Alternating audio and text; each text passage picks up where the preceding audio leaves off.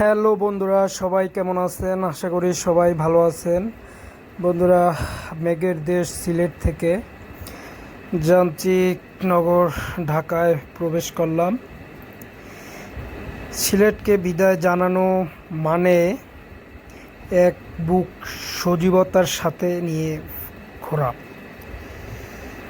ভোরের কুয়াশা যখন মালনীছড়া বা লক্কাতুরার চা বাগানগুলোর উপর আলতো করে শুয়ে থাকে, ঠিক তখনই আমাদের যাত্রা শুরু হয়।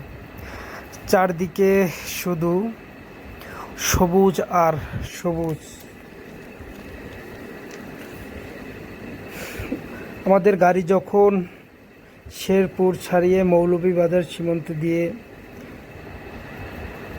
এগোতে থাকে, রাস্তার দুপাশে পাল্টে যায় সুন্দর দৃশ্যপট।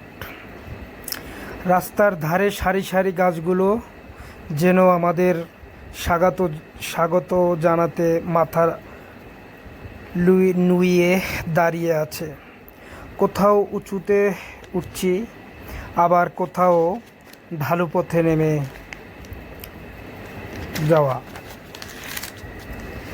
অবশেষে ঢাকা। চারদিকে গাড়ির হর্ন, উঁচু অট্টালিকা আর ব্যস্ত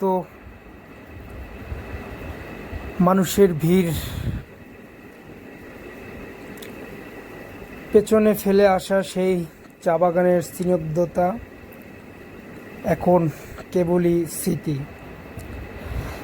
তবে এই পথচলা আমাদের মনে করিয়ে দেয়, গন্তব্যর চেয়ে ভ্রমণটাই কখনো কখনো সুন্দর হয়ে ওঠে।